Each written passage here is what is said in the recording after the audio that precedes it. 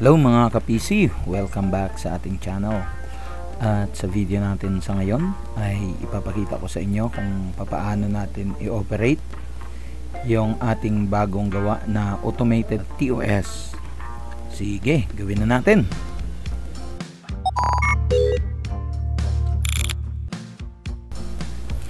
So ito na nga yung ating version 6 ng ating pong TOS. At kung mapapansin po ninyo ay wala po siyang masyadong pinagkaiba pagdating sa mukha ng ating version 3, maliban lamang sa medyo clean na po yung ibaba niya dahil hindi na po ito yung magiging final print natin. At kapansin-pansin din yung button natin ay hindi na po dati dito sa labas kundi naka-align na siya sa right side ng ating table. At mapapansin nyo din ay dinagdagan ko na rin dito ng logo ng aking channel, pero hindi naman po yan kasama sa print. So simulan natin, just click start over at lalabas po yung familiar na dialog box katulad po sa version 3. At kung mapapansin po ninyo, medyo malaki po yung ating dialog box.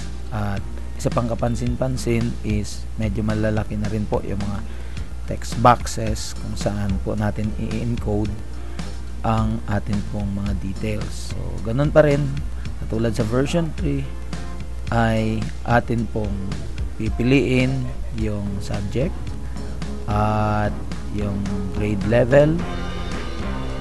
Siyempre, yung sa number of learning competencies. Isa sa mga enhancements na nilagay po natin dito or dinagdag is yung learning competencies ay pwede na pong i-control ng spin button. For example, maglagay po tayo dyan ng number of competencies, for example 7. So, kung gusto po natin siyang dagdagan without retyping, we can use the spin box button. Mapapansin ko ninyo, pag pinipindot ko yan sa taas, dumadagdag ang competency at pag sa baba naman ay bumabawas. Ganon din po sa number of items. The number of items text box ay pwede na rin pong i-control using this spin box button. Wala pong nabago dito. We'll just choose third periodical test. At yung mga details dito like my name, my designation, at yung atin pong school head designation ay palitan nyo lang po ng kung ano po yung detail po ninyo. So ang sunod po natin i-click dito ay yung reset TOS.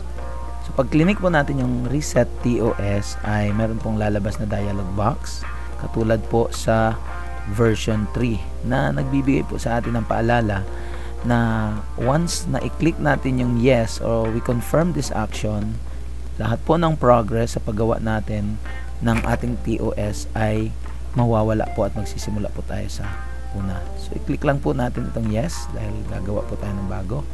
So, sunod po yan ay i-click natin yung build TOS. Yan.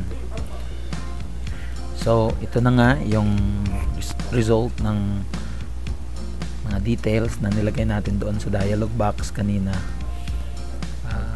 Lagyan na natin ng mga hypothetical na mga learning competency. At kung mapapansin po ninyo ay automatic po siya na nag-a-adjust. Yung cell row height ay automatic pong nag-a-adjust based doon sa height or length pala ng ating pong mga learning competency.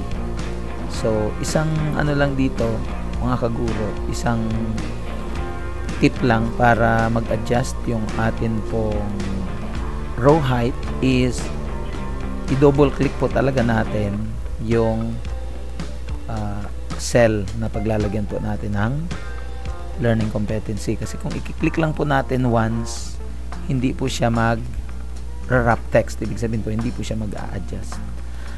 Trim ko lang ito ng konti para makita po natin na nag-a-adjust po yung ating row height depende sa haba ng ating pong mga competencies. At sunod natin gagawin ay i-fill in natin yung number of days per competency. Bilisan ko lang ito dito.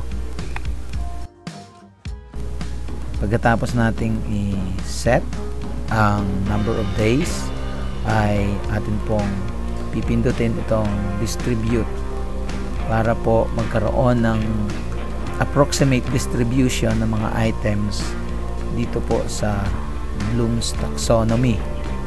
So kung mapapansin po ninyo, may information dito sa dialog box na kailangan pa po nating i-tweak para po siya ay sumakay sa 30, 20, 20, 10, 10, 10. So i-tweak lang natin yan na okay. Ang susunod naman natin gagawin ay itatama natin yung number of items per competency sa column na yon dito. Okay? So i-align ko lang ito dito, yung number of items dito sa column na yan sa mga columns na ito. Ang goal natin dito is mabalance yung number of items, which is dapat ang remembering is 30%, understanding is 20%, applying 20%, and analyzing, evaluating, and creating ay parehong tig 10%.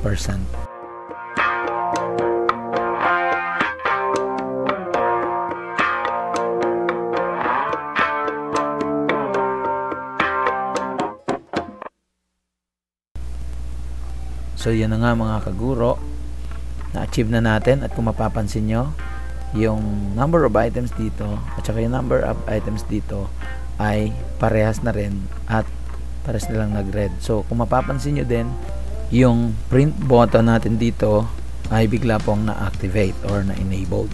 So kung okay na yan, ay pipindutin lang po natin yung print button.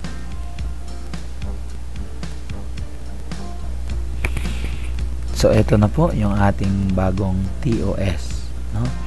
So nasa print preview po tayo, kaya hindi po natin siya ma-edit. Pero kung meron po kayong idadagdag, just like department head po ninyo na hindi po kasama doon sa dialog box, ay pwede po natin siyang ilagay dahil editable naman po yung ating layout for final print. I-click lang natin itong close print preview at ito na nga, dito natin pwedeng i-edit or idagdag yung mga kailangang signatories sa atin pong TOS. At kung mapapansin po ninyo, may part po dito na topics. Diyan po natin ilalagay yung mga topics na nakakasakop sa bawat competencies. Wala yan doon sa version 3, kaya yan po ay bago dito sa ating version 6 based doon sa pinagkunan natin na template.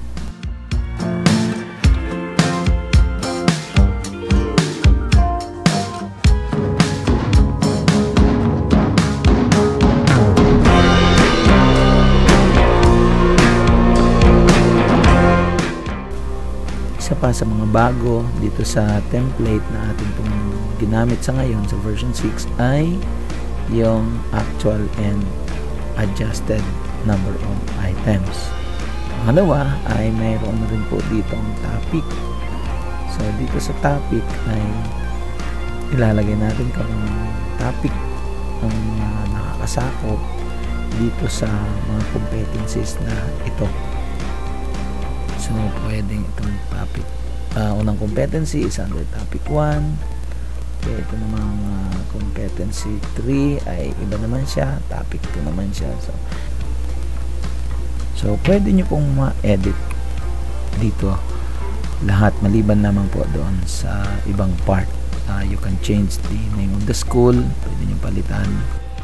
Kung gusto naman nating i-redesign, ay i-click lang po natin yung redesign button dito, then make some adjustments, and then click print. Lahat po ng ating ginawa will again reflect to TOS 2. Pero a word of caution, kapag once na i-click po natin itong print button dito, ay mawawala po yung mga topics na tinype natin dahil hindi po siya kasama doon sa ating TOS1. So you need to retype it. So ang suggested workaround ko po dyan is that before redesigning your TOS, you copy all the topics into a separate workbook, and after redesigning your TOS, you copy again those values back to your TOS para hindi na po kayo mag-type. So everything is set, then just press Ctrl P to print your TOS. So that's all for today. Maraming salamat sa panonood. So kung sa paggamit nyo ng solution na ito ay may na-encounter kayong problem, huwag po kayong mag-hesitate na mag-comment down below para po ma-address natin yung problem. At kung nagustuhan nyo naman po ang video na ito, ay huwag kakalimutan mag-like, mag-subscribe at share para makatulong tayo sa mas marami nating mga kaguruan. Maraming salamat. Hanggang sa muli.